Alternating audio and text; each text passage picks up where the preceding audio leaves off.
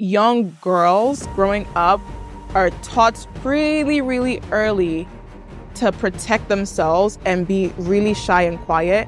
And that's why a lot of times we struggle a lot when we grow up with rejection, with the idea that we can chase our dreams and we can believe it, because we don't grow up with audacity. I wish I was taught how to handle rejection earlier.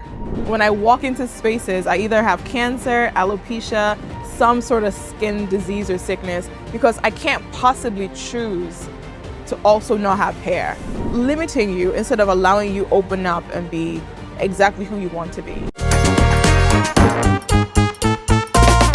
Welcome to Am I Too Loud, the podcast. rolling down the river. Rolling. Oh my God, you guys, I went to the Brooklyn Bridge. So today's coaster is going to be the New York Brooklyn Bridge. I'm drinking some matcha, no tea today, because I want all the energy while we share something. I think today's topic is really fun, or like today's conversation. I don't know. We'll see as we get into it. Are we ready to get started, team? On the count of 3, 2, 1, go. What is that TikTok sound? I forgot. Are we ready to roll? Something wrong? Your face doesn't seem like it's like great. It's not even very supportive. Donald, where are you going? All right. Hey guys, welcome to Am I Too Loud, the podcast with Sophie, aka the Oddity. Oh, you guys, I am so excited to be back. I feel like I've not done one of the like sit down, let's talk conversations. I've been doing a lot of odd topic videos first. And then I was like, you know what? I just want to like chat with you guys because I was just feeling like very sentimental. The year is coming to a close. It's almost about to be 2025. And you guys, I just want to let you know that 25 is my favorite number. I don't know if you know that. 25 is my favorite number. Okay. I'll tell you my favorite numbers. 5, 2, and 25. And 50.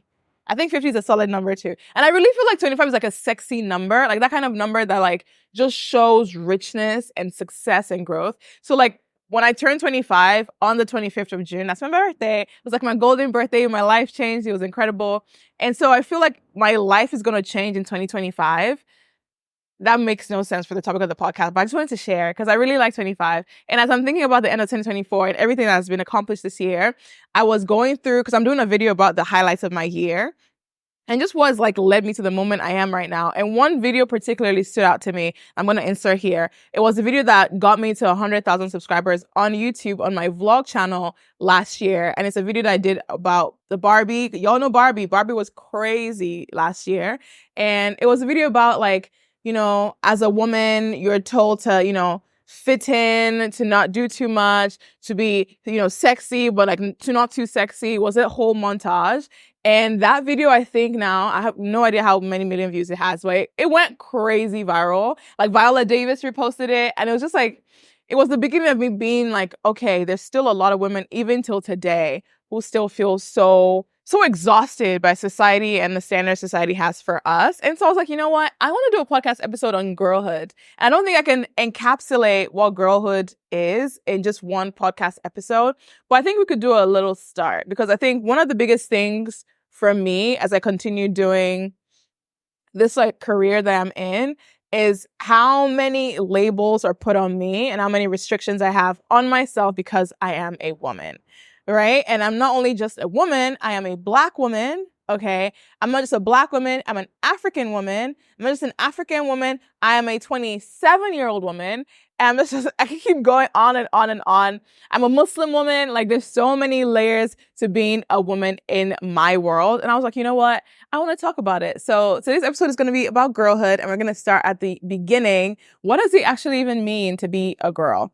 Now, this conversation can be so nuanced, but I'm going to be using girl very, very loosely to describe that age when you identify as a girl, as a woman, as you're navigating life growing up, okay? That is what I'm going to try to be using in this conversation.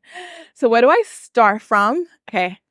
You guys, I'm so excited for this episode. Are you ready, Donald? I feel like you're not focusing on my conversation. This is what happens, you guys, when you're filming with men. Once you tell them you're gonna be doing a podcast episode about girlhood, they zone out and they have no interest in listening to your conversation. Let me just say, I thought about this episode very meticulously.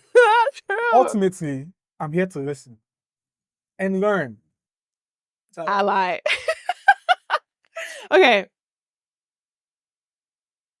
What does it mean to be a girl? You guys, this is such an intense episode for me. Okay, let's start.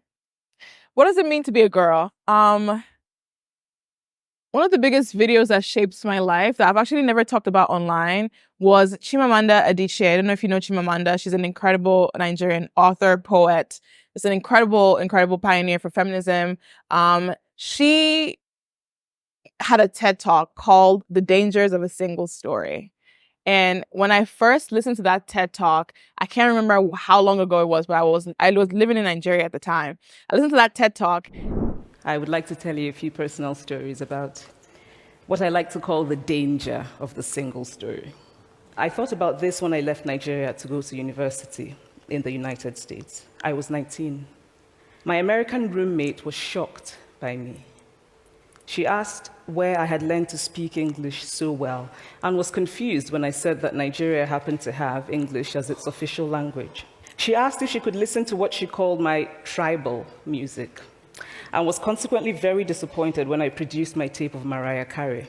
So after I had spent some years in the US as an African, I began to understand my roommate's response to me. If I had not grown up in Nigeria, and if all I knew about Africa were from popular images, I too would think that Africa was a place of beautiful landscapes, beautiful animals, and incomprehensible people fighting senseless wars, dying of poverty and AIDS, unable to speak for themselves, and waiting to be saved by a kind white foreigner. So that is how to create a single story.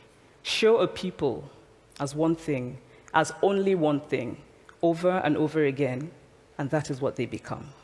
And when I tell you, that TED Talk is the reason I am the woman that I am today. Because a lot of the things she told and talked about in that is, as a woman growing up, you know, she came to America, having people tell you just one thing, putting you in a box, telling you the story, and then you having to figure out what your reality is. And she has so many incredible, incredible quotes from that TED Talk. But one of the biggest things for me was taking away the idea that I am not one thing. Because I am a woman does not mean I am one thing. So I say that because as a child growing up, as girls growing up, we're constantly told who we are. We're told what to do. We're told how to behave, how to act. We're told you have to be careful. You have to sit properly. You have to be a lady. You have to cross your legs when you say you can't play with the boys. You can't play too rough. If the boy likes you, that's why he's pushing you and hurting you. You can't fight. You can't this. You can't explore. And for the longest time, I always challenged the fact that young girls growing up are taught really, really early to protect themselves and be really shy and quiet. And that's why a lot of times we struggle a lot when we grow up with rejection, with the idea that we can chase our dreams and we can believe it. Because we don't grow up with audacity. We're not taught audacity. We're not taught to grow up and be quick on our feet and be excited for life and to push and do all these things because we are girls and you're supposed to be a certain way. What do you think, Donald? I think that's true. Okay, why do you think that?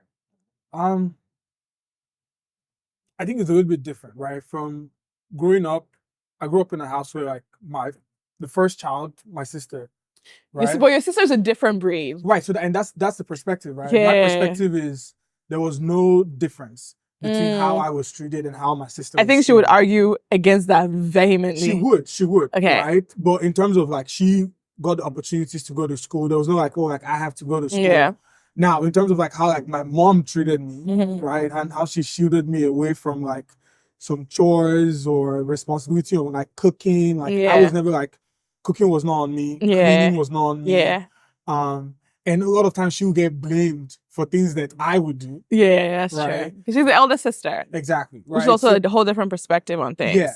But I would say like it is true, right? There are a lot of things that just like assigned to girls like, when they grow up. I was like, I'm hearing this, I don't know, you know, it's a tricky subject.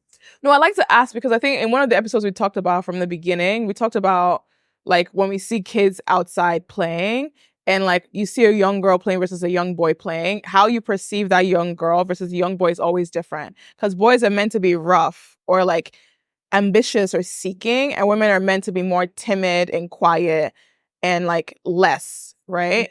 And like for me, for example, like this podcast being called Am I Too Loud is because a lot of women are oftentimes told when they're projecting, when they're acting a certain way, they're too much. But there's never that same energy given to like men in that situation, unless they're like absolutely obnoxious. And like you could tell a guy who is like obnoxious versus like just existing, like that CEO mentality with a woman. Kamala Harris running for president right now, right? And a lot of the critique against her is, oh yeah, we don't know how she is, or why does she behave that way? But it's never the same critique when it comes to the male perspective. I want to pull up the video itself. Can you pull it up? Okay, we're gonna watch it together. You're so pretty for a Black girl. I like women natural. You look so masculine. Try being more feminine. You're asking for a dress like that.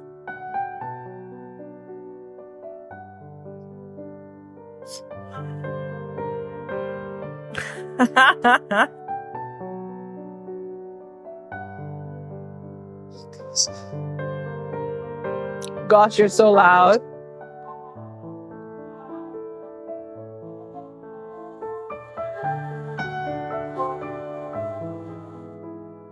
At the end of the video, I said, F what anyone thinks, because you can't win a fight, you're already lost.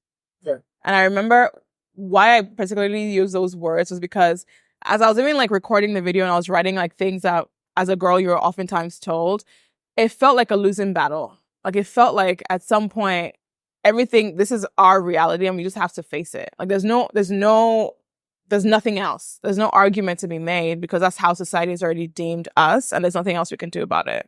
Let me ask you this question. Tell me. How do you feel about existing? Like, how do I feel about, here you go. How do I feel about existing as a girl? Exhausted. I'll give you an example. Something I like to talk about a lot. When people ask me like how I'm like mentally, how I do the things I do, I like to say, I wish I was taught how to handle rejection earlier. Because I think that would shape a lot of the things I struggle with today. And I think that's the biggest thing around even girlhood that I've always still said, I wish more women faced rejection. And what I mean by that is, I remember as a kid, right, men face a lot of rejection. And I think from the get-go, like as a boy growing up, if you have a crush on a girl or something, you're told, if she says no, it's okay, ask the other girl and then ask another girl. So you're raised really quickly to understand that when you get a no, you can also get a yes later on. So you grow up with that kind of audacity that, you know what, I'm going to ask again. I'm going to do this. A lot of men face that no. Now, this is a generalization because there's some guys who just hate that. It's not? No. Okay, never mind. I was trying to be like... I have stories. Okay. I was trying to be like, trying to be 50-50 about it. What it really is, a lot of young boys grow up learning rejection quickly. That's why when they're applying to jobs, when you're seeking things, opportunities, entrepreneurship, there is no fear as much because the audacity has always been there. It's they either do it or they don't. For women, from the beginning, like literally, you're 2-3 years old, you have a crush on a boy and he doesn't like you. You're like, oh, it's because you're not pretty enough. It's because the other girl is prettier. Oh, it's because, your family doesn't do this, or you didn't wear the right dress, or your boobs haven't come in yet, or this and that. Like there's so many things about you that they will say about you that will make you feel less than because of another person's choice. And as a young girl, you hear that over and over and over again. We see that when women are chasing the same careers as men, that a lot of girls shrink themselves, try to make themselves smaller for everybody else. And I think that is one of the biggest things that like frustrates me about being a girl. That's what exhausts me a lot of times. I wish in a weird, fucked up way that we were taught rejection early. I wish we were taught to enjoy life, to like explore different things, to make mistakes and not feel like our mistakes are a slight on society and are a slight on our families and stuff versus like a man's ability to just simply exist. I have a story. Okay, tell us a story. So I was in my senior year of high school. Okay. I went to an all-boys school. Okay. So I've never never had a girlfriend, nothing like this. Mm-hmm. And there was this girl that I liked who came for like this fun fair. Because when we would do the fun fair, we'd have like the girls' school, Holy Child College coming to our school. Yeah. So this girl comes, and we have this like 1 hour where we always dance fun fair. Where like all the reverend teachers, nobody comes in, and in there there's a lot of like dancing, grinding, like all stuff that like shit. that. Yeah. Right? So Valentine's Day is coming up. Okay. I saved all my pocket money. My dad used to give me a lot of money, right? Uh-huh. Save all my pocket money, give it to a day student. Rich mountains. To buy like flowers and all those things for this girl to ask her to be my Valentine. I sent it over to her and I never heard back till today. I have no idea. What if it got lost? No, it got to her. I know it got to her, but I have no idea if. But I say that to say is like when you said men suffer a lot of rejection. Yeah. Like, I think rejection is like expected. Yeah. It's like I expect it. You grow up. But I also see like even in like my relationship, right? I see how the slightest rejection affects my girlfriend. It's like she cannot imagine why like a no could possibly be an answer. Yeah. So it's interesting that you said that. I think it is like the word no, especially when it relates to like our being, it just feels very aggressive because that means it's a slight on us. And I think that's why even with the Barbie movie, when we're talking about womanhood, think about currently in America, there's an interview I was watching. I think it was Kamala Harris and someone else. And the question was, or she asked the senator, how many laws are there in the world that govern men's bodies? Yeah. 0. There are none. But there are so many laws that govern women's bodies and what we are and how we act, what we do. Like even this beauty standards, all these stuff. There's so many things about being a woman that is literally exhausting. Me not having hair is in itself a story. Like when I walk into spaces, I either have cancer, alopecia, some sort of skin disease or sickness, because I can't possibly choose to also not have hair. That has to be a slight on me. I've had men tell me, oh, would I ever grow it back? Because then they might be interested. I've had men tell me, oh, I prefer you with hair. You look a bit too masculine. On my own body.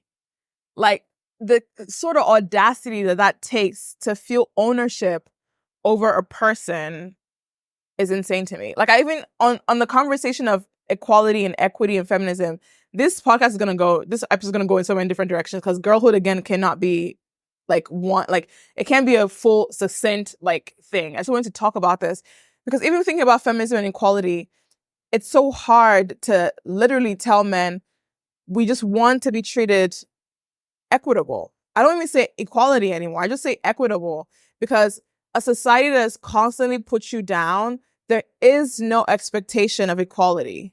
There can never be. But equity is something we can all achieve, right? It's the idea that if we are on a playing field, even if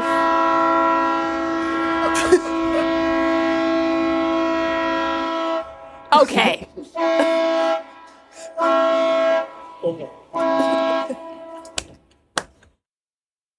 Are we done? Yeah. You said even if we're on a playing field.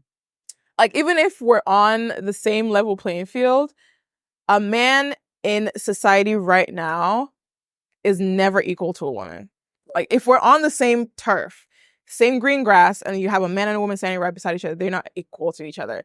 And now to make them equitable is when different things have to come into play. Right. So like the strength and like education and who has done this and to make it all equitable but never equal. I don't think it's possible, especially in today's day and age. I think that's what's even more exhausting because I don't think it's anything we as women can do except for constantly talk about it and feel like, oh, are you listening? Because even when I'm listening right now, I have like 95% of my viewers are women, right? They can relate to this, feeling exhausted, feeling like they can't do this, they can't do that, they can't behave this way. There's so much mental gymnastics about just being a woman, and you just see guys like la la la la la la la la. And just like, I'm like, I envy that.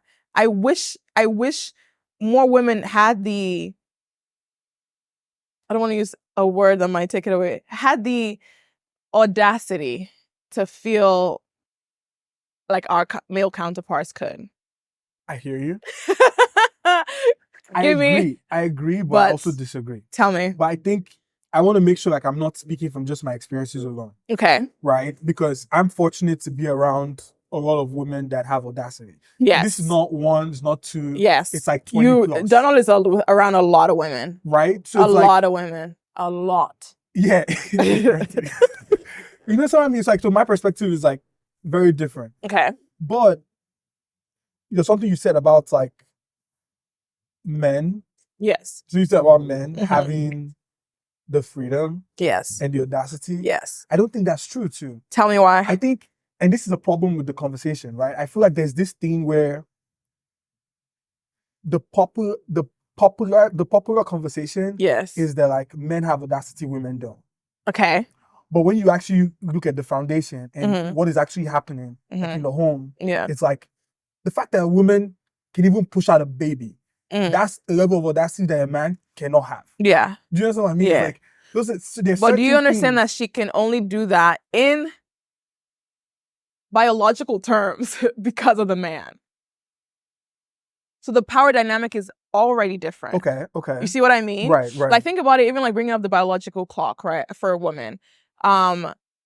You're raised to, this is what my mother's have said to me, not what I believe, but you're raised to continue humanity as you will, right? That's usually what they tell a woman. Like you're like literally, I've heard like my mom has told me like, oh, you need to continue your lifeline. Like there's no way you're not gonna have kids, right? And you're already your time crazy. is crazy to say you're gonna have kids, right? Your time is running. Like you have at 27 to 35. It's getting a bit late now. You need to, where are those eggs? How are you doing? What's going on? Where's the man? Where's the husband? The clock is ticking. A man could be 50 years old chilling, pop belly out, slinging around, go into the clubs, the bars, because that clock is in there. Now, I think whenever they call it the biological clock, that's interesting to me, right? Because women see that as like a countdown. So even that power dynamic is still there, right? Like, and if as a woman, if I'm like, you know what, I don't want to pour into that dynamic, so I'm gonna, keep my eggs, use a sperm donor, get pregnant whenever I want to. That in itself, society frowns on. How dare you not get married? How dare you not have a man? How dare you not be able to keep a man? How dare you? So we're still. Do you think it's a how dare you, or is it a?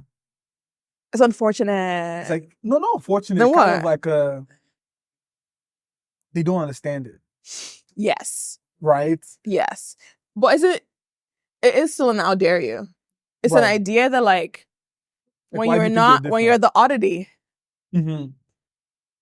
Well, yeah, an oddity in different situations. People are going to ask you that. People are going to think you're different for that reason. Like, I like to always bring up Tracy Ellis Ross when I talk about like the different types of like women that exist, right? And her like sharing how much like she's a great auntie. She doesn't want to settle down, or maybe she's looking for the love of her life, and she's like patient about it. And the comments every time are like, when is she going to find a man? What's going on with her? That's one of the most successful actresses in the world. And that's still a conversation she has to talk about. You know what I mean? So like, it's exhausting. Girlhood. Like people like Whoopi. Whoopi Goldberg is a big example of that too, right? Yeah. That's so interesting. So like, dial it back a little bit to how that affects the girl growing up, right? Yeah. A lot of these standards, because take my elder sister, for example. Yeah. She's 32. Mm-hmm. From what she has told me, she doesn't plan on having children. Yeah. Right? This is not something that like feels, knowing her, I get it. I understand. It makes sense. Like, y'all, for context, love Donald's older sister. She's an icon. She's a fucking legend. Like, she is the epitome of like bad bitchery. And she just does it so effortlessly and quietly. She's so cool. She reminds me of like a Scandal. Like, what's her name? Olivia Pope.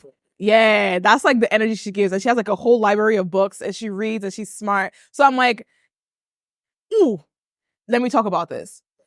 And it's something about me that I'm also questioning a lot, is when I saw her and I saw what she read, how she moved, how she acted, I literally said, I don't know if she's ever going to want to get married. Right? But I subconsciously said that, and I had to sit with myself and ask myself, why? Why did I see an educated Black woman who is iconic, absolutely beautiful, who has never dated, body on T, sorry, body is T. Sorry, T is Donald. out there. Sprinkled everywhere. Like body go crazy, attractive, reads a lot, hardworking, has her own place. She's so like she's a full-on package. And I remember meeting her, seeing her energy, loving her, and going, I don't know if I can see her getting married or having kids. And when I thought that, I had to actually sit down with myself and go, why did I see that? Why do I see an educated woman like that and think, how could she possibly choose to marry a man? And is there going to be a man who's going to measure up to the kind of woman she is to take care of her? I don't know. So, it's interesting, right? Because from my perspective, growing up with my sister, I've always thought that like the guy who gets to marry her, Yeah, he's going to be so lucky. he has to be a unicorn. Exactly. Yeah. Right? But I think, why is it that like I can see that? Yeah. Do you understand what I mean? Yeah. Because what you just said, I've Yeah. never thought about it like that. Really? So what happens in that like teenage, like growing up years, like that makes you be able to like see that? Yeah. Right? And like Girlhood is so interesting. It's so like, I'm smiling because being a girl is so hard. Like, if you're a girl listening to this, please comment all the thoughts about everything we're talking about, you guys, because as a child growing up, as a young girl, right, you hear different things. Like we talked about this earlier in the episode. Like you're told you have to behave a certain way. Some are told you can be really, really smart. You can go to school, get good grades, be as successful as you want to be. For the majority of young girls, especially if I'm looking at young African girls, you're told you need to learn how to cook, you need to learn how to clean, and then once you're done, you need to make sure you go find a good husband. You got to marry, have kids, settle down. That's the idea. Settle down. You got to settle down, right? And if you're already moving weird, like maybe you're dating or you're talking to boys, oh, you're a hoe, you're a slut, you're this, you're that, you're not, no man is going to like you. I remember when I cut my hair, my mom was like, who's going to marry me now? When I started posting videos online, who's going to marry me now? Like you're doing too much for a man's attention. So it feels like you're growing up like Barbie. You're growing up, you're being told you have to behave in these certain ways. So you're prepared and ready for any man to just pick you up and say, okay, it's your turn. I pick you. Let's build a family. And then the family is yours. You go take care of it. And as a young I love that now. It's not as harsh as when we were growing up, right? I see young girls now who are dreaming big. Like Kamala Harris is going to be the next female president, like the first female president of America. So see a woman in that position of power, mind-blowing to me. I'm excited for that. I'm itching for that. I'm ready for it, right? And so now young women can see that that is a possibility. But for the longest time, we couldn't. I know women now who are like, oh, women are too emotional. But that's the thing. Those are the things you hear as a child. You hear you're too emotional. You hear if you're pretty, you're too pretty to do certain things. You know, if you're like, so many things are like limiting you instead of allowing you open up and be exactly who you want to be. So even like thinking about it and flipping it, even though this is about girlhood, a lot of the time when we look at boyhood, right, how boys are raised, there is not as much thought and intention into how can I make this man be the best kind of boy or man for himself in society. I saw something yesterday. Tell me what you saw. Someone said men or boys are not taught how to be boys. They're taught how to not be women. Ooh, that's an interesting take. Men are taught how to not be women. Okay, so I was at a friend's house the other time, and we were talking about feminism, right? And this is someone who I love and admire. I love and admire. And he was like, I'm not a feminist. I said, why? He said, because feminists, like, they're just loud women and they're just always so shouting and they're always doing this. And I just don't accept what they say. I said, what do they say? And he couldn't answer me that. I said, no, what do they say? Like, what do feminists say? And I was like, from what I know, feminism is women fighting for equality and equity. That's it. On the ground, at the base level, it's equality and equity for all. Women want to be equal to men and equitable with regards to men. So the same pay, same opportunities, everything, right? I don't want to have to ask my husband's permission to travel. What? Like, I don't so much, right? And when we're talking about that, he said, well, you know, as a man, I am supposed to do certain things. I said, who told you that? Like, who says you're supposed to do anything? And he's like, society. I said, who's society? And so our biggest argument is. Exactly. So our biggest argument there was, we all say society. So I always ask people, and I want you all to write in the comments if you're listening to this anywhere, who do you think society is? When we talk about this idea of what society, like society says women should be this, society says men should be this, who is this society? Because I think society is made up of us, and we change society. So at some point, if men decide, oh, we want to be better for ourselves, men can. I have a friend who I'm telling my friends tease. They knew they didn't know when we started a podcast because of this reason. But I have a friend who's married. And I remember when she got married, if there was anything going on with her, she would call me and we'll do like a friend debrief. Like she would talk it out. She's better. Her and her husband address it. She's good. And then one day I asked her husband, like, who do you talk to? And he's like, what do I mean? I'm like, yeah, like about like if you're ever feeling like you need a space to like vent about what you're going through, who do you talk to as a man? And he said, why would I talk to anybody? What do you mean? What do you mean? Who would you talk to as a man? Anybody in this particular situation. And I think that's also interesting because women, we need, because of the way because of the way we've existed in society. Oh my God, the wind is. Can I just say, I knew this was going to happen. What? The wind. A windy day? Yeah. What I was going to say. As a woman fighting against society.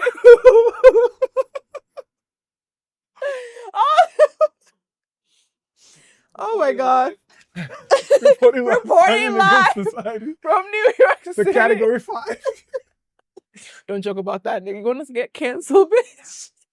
So I was talking to him about what it means to not have that support system. And I brought that up to my friend, the other one who was talking about not being a feminist. And I said, you know, don't you, he was like, oh, well, if I complain to my wife about how I'm feeling or what's going on with me, she would laugh at me or she's not going to be supportive. And I said, well, then why don't you talk to your guys? He said, why would I do that? And I'm like, because you need a support system. Everybody does. And a lot of men don't have support systems. Yes, my wife would laugh at me. That's where you lost it.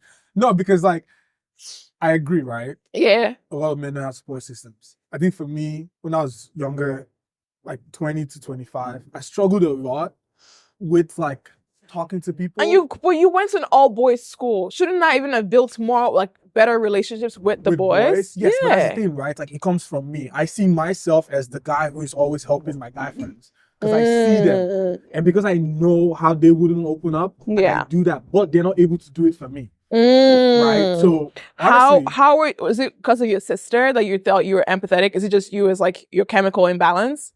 I think it's my sisters. Yeah. Yeah, I think it's my sisters. I was throwing shade about the chemical imbalance. You didn't get it. I have chemical imbalance. I kind of do though. Anyway. A little bit. But this is seriously in the audio. We're going through it right now. But I think the women that have been in my life since, you know, I was a teenager, in my early 20s to now, they've really taught me how to just be vocal, you know? And I think like, for me, like when you're in a relationship for 4 years, and a lot of the things that I would want to say, right? I say them straight to, and you see this conversation, right? It gets really deep because what are the things that, to understand men, you know, saying more, we need to understand that what are the things that men care about, right? Because the societal blockers that we have. Yeah. Money. Yeah. Right? Career. Yeah. Let's talk about that. So growing up, right? A man's worth is oftentimes calculated by money, financial success a lot of the times, because the idea is the man is the provider. Right. And then for the woman, the goal is how can you be the most well-rounded individual to balance that out, right? But my push is what would happen in a world where women and men are able to both understand the need to be both a provider and also the well-rounded individual with the emotional awareness, with the cooking and the cleaning and the support and stuff like that. Because what happens is life is a lot more balanced. There's partnership involved in places where there's really no partnership to begin with. So much going on. Okay, guys. So basically, the wind is going crazy, and it's the first time we're actually shooting the podcast with the wind. With the wind being this much, it's crazy. But basically, yeah, what we're basically trying to say is men have the financial sort of like push, right, compared to women in this like landscape in life, and it's so easy for men to move in that way versus women. And I think that's my biggest issue. I wonder what could happen if we just decided as a society, when you're raising one, I think a lot of our generation now is doing that, right? When you raise a child in general, not because they're a girl or a boy, you just give them the same opportunity. Tell them like, oh, if you're interested in X, Y, and Z, do it. If you want to think about your career, do it. Like that is what the standard should and always should be. Right. Yeah. I think we're going to get there. Yeah. Because like, I would give my parents one thing. Yeah. Is the way they treated us equally. Right. It's like anything we wanted to do. Right. I said I wanted to study film. They're like, do it. Yeah. You know, my sister said she wanted to be a pharmacist, public health. Sure. Do it. Yeah. You know, and I think like our generation is becoming way more open-minded to stuff like this. And I think the change is coming. Yeah. Right? I think so. I think the girlhood conversation is one that wouldn't end in this episode. I think there's so many more nuances to it, like the beauty standard and what that looks like with social media and so much more that we'll be getting to in another episode, because y'all know I like to yap and I'm fluent in Japanese. So we have